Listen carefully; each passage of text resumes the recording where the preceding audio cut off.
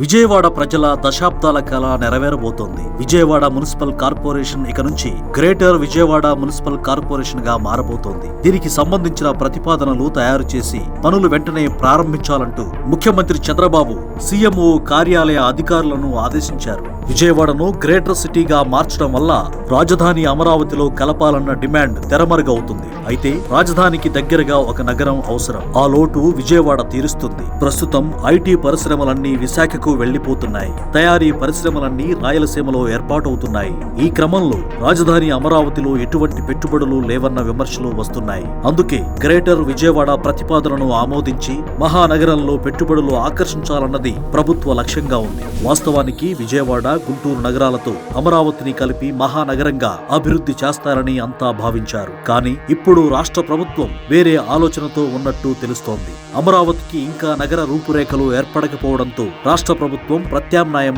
ఆలోచిస్తోంది. పెట్టుబడులను ఆకర్షించడంతో పాటు ఐటీ కంపెనీలను తీసుకురావాలన్న ఆలోచనతో ఉంది. అందుకే ఇప్పుడు విజయవాడను గుర్తించి గ్రేటర్ గా మార్చాలన్న నిర్ణయానికి వచ్చింది. పెనమలూరు, మైలవరం, గన్నవరం నియోజకవర్గాల పరిధిలోని 75 గ్రామ పంచాయతీలను విజయవాడ నగరపాలక సంస్థలో అతి త్వరలోనే విలీనం చేయబోతున్నారు. విజయవాడ మున్సిపల్ కార్పొరేషన్ పరిధి ప్రస్తుతం ఉన్న 61.8 చదరపు కిలోమీటర్ల నుంచి 500 చదరపు కిలోమీటర్ల వరకు విస్తరిస్తుంది. ప్రస్తుతం ఉన్న 24 లక్షల జనాభా రెట్టింపు అవుతుంది. గ్రేటర్ విజయవాడ వల్ల మాస్టర్ ప్లాన్ తో నగరం అభివృద్ధి చెందుతుంది. పారిశ్రామిక కారిడార్లు, ఐటీ పార్కులు, లాజిస్టిక్ హబ్బులు, పర్యాటక పెట్టుబడులకు భారీగా అవకాశాలు పెరుగుతాయి. ఉపాధి అవకాశాలు మెరుగవుతాయి.